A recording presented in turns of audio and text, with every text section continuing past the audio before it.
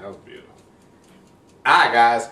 Welcome to SMYLZ Philosophy. I, of course, am the legendary SMYLZ, peep game. And I'm still sitting here with Elias Casteneda. Casteneda? Wait, what am I doing wrong? Casteneda. Yes, Casteneda. I'm going to get it right. I will get this right. Elias Casteneda. I've heard worse. Wow, really? Elios, Castenedos. That was actually the worst one. I thought I had to Elias and Elias. All right. Now, I kind of played my subscribers last week. I was asking for somebody who's tired of what they see on the mainstream, or for somebody who wants to get really deep into it, what other independent promotions can you recommend that they'll get their money's worth, that they'll get their entertainment value? Ooh, yes. In Colorado itself, there are many. The main 3 or 4, there's UWA, they're in northern Colorado. There's Primos, who's based out of Denver. They do some Aurora shows too in Colorado, and man, my condolences to everybody in Aurora, Colorado. But yeah, Primos, they're more of a hardcore bunch, but they're incorporating more actual technical wrestling, which is good because I like technical wrestling. That's what I do. Who else? ACW in Colorado Springs, whenever they have shows. NRW, I've never worked for them. Would like to. If it wasn't for, if they want me to wrestle for them, I will do it. Just put it like that. And they work out of Denver as well. And then there's DWO in Albuquerque. WWX in Kansas. But if you want a great show, if you want technical wrestling from people who care about the business, your main technical stage is going to be NRW. You'll see some in ACW. You'll see a lot of entertainment and stuff in Primos, and a mixed bag in DWO. But for the most part, I'll work for any of you. I will. I'll sell. I won't sell tickets unless you want me to, but I think that's a promoter's thing. That's just me. Promote your company, and we do the shows, and we get paid. And yeah, thank you. Okay, well, who are some of your favorite independent performers that you like to work with, or that you've seen and you admire? Like, what names should we look out for? Ooh, names? If we, yeah. Who should we? I mean, all right, yeah. I'm gonna let you answer the question. Names to look out for. Well, besides yourself, of course. There's the E class of the Mountain States Wrestling, and that is Elias Casteneda E class. And then there's Eric Angel, another guy to look out for. Romeo, who's now doing his thing in Texas, Houston, Texas. I'm actually gonna hang out with him straight from here in New Orleans. They say New Orleans over here, or Nolans? So. Well, we say New Orleans, Nolans, NOLA, the N-O, and that's it. There's more, but it gets complicated because you have to have that Cajun, Creole, French, thing going, and I don't know none of that shit. So Eric Angel, Romeo, Eric Angel, is he sane? He's... I'm a fan of his too, but it just sometimes he scares me. The thing with Eric is that, and I've known him for a little bit, and he's a guy you'd never want to push too far, like anybody else. But if you insult him, that's one thing. If you involve their family and put their family out there, or put their livelihood and relationships in jeopardy, then that will set any man off. Okay. And that messes with his mind, and he... Yeah, I don't want to set him off. Yeah. Who else would you recommend, though? Other than that, Wayne DeWayne is a guy out in Colorado. Great build, great head on his shoulders. He's kind of got his ego thing going on with his with the company he's working for, but at least his character does, unless that's really him now. I don't know, I haven't seen him over a year, but I like the kid. You know, I helped train him a little bit. You can advise to that. I chopped the shit out of you many times. And the superstar, Little Titus. I have to call him Little Titus because his brother's so much bigger. But superstar, Jack Masidel. Damn it. Jack Masidel, another guy out there who's great talent. One of the first guys I got into this business with. Let's see. Jason Knoll, Joey Terrifying,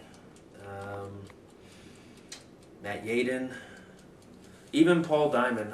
Me and that little guy never saw eye to eye, unless he was drunk.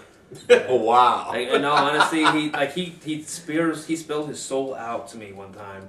Sorry, personal deal, but he spilled his soul out to me, and he was like actually a really cool guy. But then I got him around his friends, and he starts mouthing off and gets a little ego thing going on. So, and I'll tell you that to your face, you know that. Danger Dean, a guy that you should probably look up for ACW, NRW shows, what have you. Danger Dean, he looks just like CM Punk.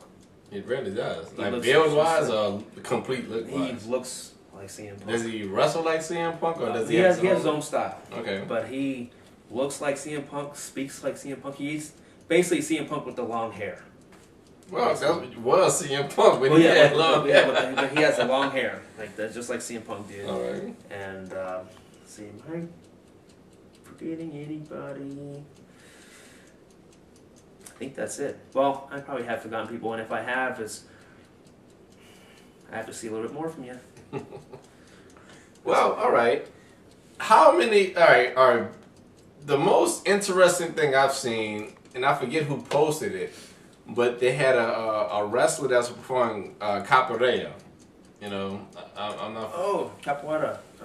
Yeah, the Brazilian, the Brazilian musical thing. Mm-hmm. So it made me wonder how many different styles of wrestling that we're not seeing on the mainstream that there is out there. So I'm quite. Is there somebody with a boxing gimmick? Is there somebody with a Shotokan? Like you understand what I'm saying? Like how many gimmicks are there out there that we're not getting the pleasure of viewing? Because when I first started, I was like, why is this not on television? Like what's going on here? But are people not ready for that?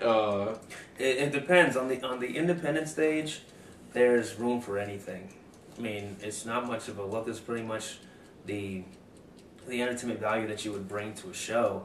And so there's a kid, the one who got hanged by Eric, Dalton. Dalton is a martial artist, and like true story, martial artist. And one of his first gimmicks was this martial art thing. I forgot what the name was, but he did like a bunch of kicks and stuff, and still does it to this day. And I still think he can beat you in a martial art thing because 17 years, and you're probably 17 years old. So, so let's see what other gimmicks are out there. There was a boxing gimmick. I don't know if they ever did it in Colorado, but I remember seeing it on WWE. Oh yeah, Mark Merrill. Yes, Mark Merrill. Yeah. You know what? You know what? When I said boxing gimmick, I don't know why he completely escaped. I mean, I'm thinking about Balrog from Street Fighter. I was thinking like, all right, well, yeah, Street Fighter. They had the sumo gimmick, Yokozuna. Mm-hmm. They had the Indian gimmick. They got that going on. So yeah, you're right. I guess it's so forgettable, but the capoeira thing stood out to me. Yes. Only because I haven't seen it. I've not seen the movies. I only seen it like Only the Strong, when the guy does capoeira and flips over, or that Mortal Kombat movie where the guy does all these flips and stuff and then gets his head cut off or some crap like that. I don't know what happens, but in wrestling you can do anything. So who do we know that you probably, like you said, you spoke to Macho Man Randy Savage, and you have your little deal with DiBiase. So who else have you, I guess, been in the presence of or worked with or been trained by or that we may know, the fans may know? Okay, Ted DiBiase Jr. Had a match with him and his brother Mike DiBiase against myself and this guy Junsu, and it's actually on Wikipedia that they beat us for some fusion tag team titles, and those titles never existed.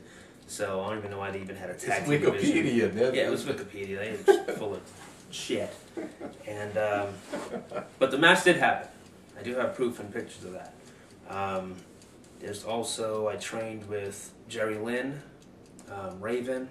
Jerry Lynn? Mm-hmm. Yeah. Wow, that's Twice, impressive. actually. Yeah, Jerry Lynn, Delirious from ROH. Dr. Tom Pritchard. Okay. Simon Dean, or you also know Wait, Simon Dean, the guy that was selling yeah. Wow. Yeah, Simon Dean, or that wasn't his gimmick though when you worked with Simon Dean, man. It was actually at that time. It was at that Oh, time. the infomercial guy. Yeah. Impressive. That's impressive. And See, Ric Flair. you work. Wait. I trained with Ric Flair. You trained with Ric Flair. Nature Boy Ric Flair. Nature Boy Ric Flair. Massachusetts, Webster, Massachusetts. March, I'll remember this too. March 31st of 2009. He had a training seminar. Let me say this. See, people who aren't into wrestling do not understand how much of a nerdgasm I'm having. Just hearing the stories from somebody that's actually on the inside. This is amazing to me. First of all, it works on multiple levels because he's one of my subscribers. I mean, he's a fan of mine, but he's actually doing something that I love and I love watching. So it works. It just works. This is some amazing shit happening right here. One of my fans we've met. I don't even know how he became one of my fans because I never did have I done wrestling videos that you saw? No. The only thing I saw, well, the first one that I've seen was as far as your videos. Oh man. Do we have to do another segment because time of the This is something. You don't understand how much this is like history right here. Like, to me, it's really an honor to meet this guy and see him and all that. No homo. Of course not. No. But you can see around for another segment. You really have to go to Texas to meet your friend. I don't get. You know what time? I don't get to Texas for like maybe 6 hours. So everyone's sleep over there. So okay. We're good. Okay, we do a few more seconds. I'm really enjoying myself right now.